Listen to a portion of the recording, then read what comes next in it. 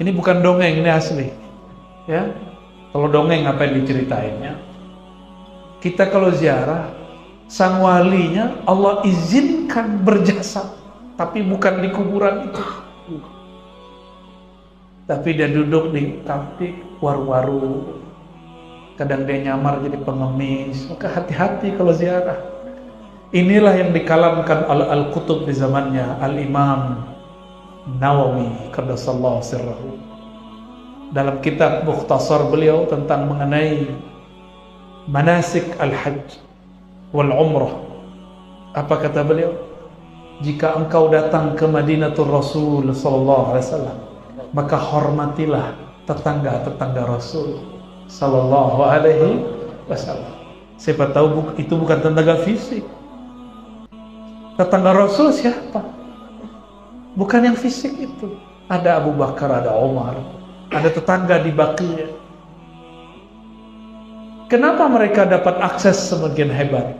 Saya mau tanya lagi, lebih tinggi wali atau syuhada? Aulia atau syuhada? Aulia. Lebih tinggi aulia. Oke. Coba lihat tentang ayat wali.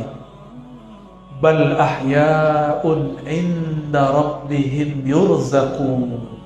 Jangan sekali-kali kau katakan wali, para syuhada itu mati.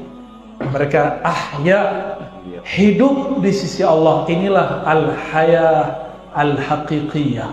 Inilah hidup yang sebenar-benar hidup. Hidup sebenar-benar hidup. Ketika dinisbatkan di belakangnya 'inda rabbihim, tidak ada lagi hidup lebih mulia dari hidup itu. Itulah yang disebut nafas Ahmad. Itulah ilmu daripada Tuan Guru Ijai. Di akhir hayat beliau menjelaskan asrar Ahmad. Maka makrifat seseorang itu petanda kewaliannya. Jadi petanda wali seseorang bukan karomahnya. Maka jangan hanya ceritakan karomahnya. Saya lihat manakib beliau diisi oleh karomah-karomah. Kalau karomah, kita juga punya banyak cerita. Jangan hanya ceritakan karomahnya. Karomah yang lebih tinggi adalah ma'rifatullah, mengenal Allah subhanahu wa ta'ala. Para syuhada hidup di sisi Allah, apalagi para aulia. Aulia itu nama lainnya ahibbaullah, kekasih Allah. Kalau kekasih mau apa saja dikasih. Kekasih bilang, ya Rob, itu muridku, aku ingin mendatanginya. Datang deh.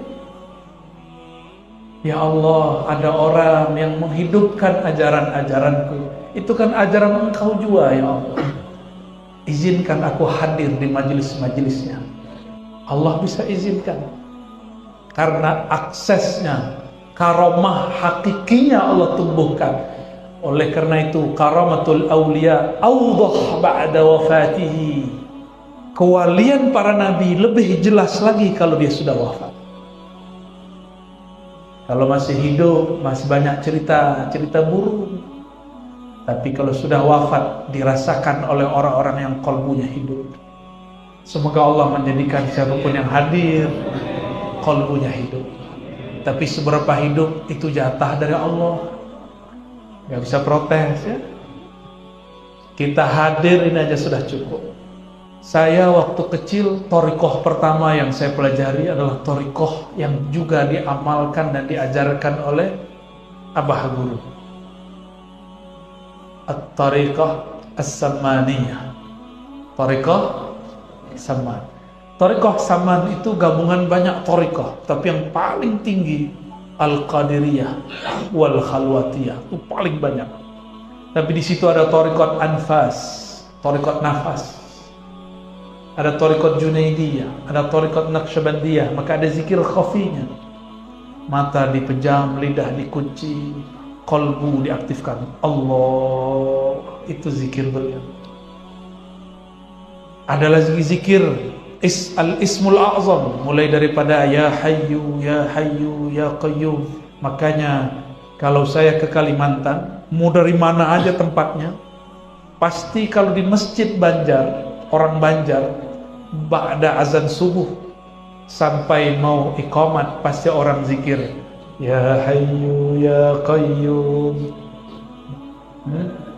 Nah, gimana? Ya Hayyu Ya Qayyum, La ilaha illa anta, birahmatika astaghis. Pasti itu. Itu zikir adalah hadiah daripada Rasulullah SAW kepada seorang wali di zamannya, namanya Al-Kattani. Al-Imam Al-Kattani mengeluhkan kepada Allah, wirid sudah banyak, tapi kok rasanya tidak ada di qalbi. Hafal Quran, hafal hadis, namanya ittirar. Ya Allah, zikir sudah banyak, tapi kok sholat gak khusyuk juga. Kata beliau, ya Allah, ternyata zikir-zikirku tidak ada efek pada diriku. Maka beliau tertidurlah dalam curhatnya kepada Allah. Di saat itulah Allah menunaikan makna ayat, Amman yujibul muttarra idza da'a. Siapa lagi yang akan menjawab orang yang sudah mengeluh kesah kepada Allah jika dia menyerunya?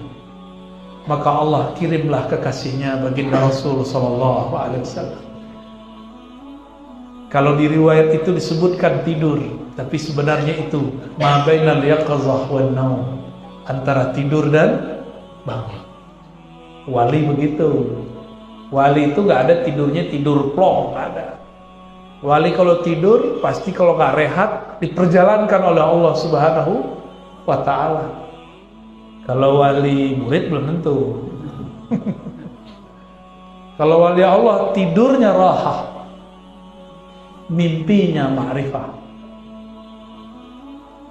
Maka wali Allah gak pernah mimpi ihtilam, kecuali sebelum dia diangkat jadi wali. Al-wali la yahtalimu abadan. Wali gak pernah mimpi basah, karena mimpi basah menunjukkan otaknya jorok. Kita bolehlah di alam sadar ini otaknya jorok, tapi jangan sampai dibawa ke alam bawah sadar. Alam bawah sadar itu masuk ke dalam kolbu. Jangan kotori kolbu. Cukuplah badan ini bermaksiat, tapi jangan dibawa ke alam mimpi. Al-Imam Al-Kattani dihibur oleh baginda Rasul SAW. Ditanya, ada apa engkau wahai Kattani? Dijawab oleh Imam Kattani, wahai ayahanda rohaniku, aku mengeluhkan zikirku tidak berpengaruh kepada qalbiku. Apakah obat? Fama dawa'u qalbi? Apa obat kesatnya keras qalbiku? Dijawab oleh baginda Rasul SAW.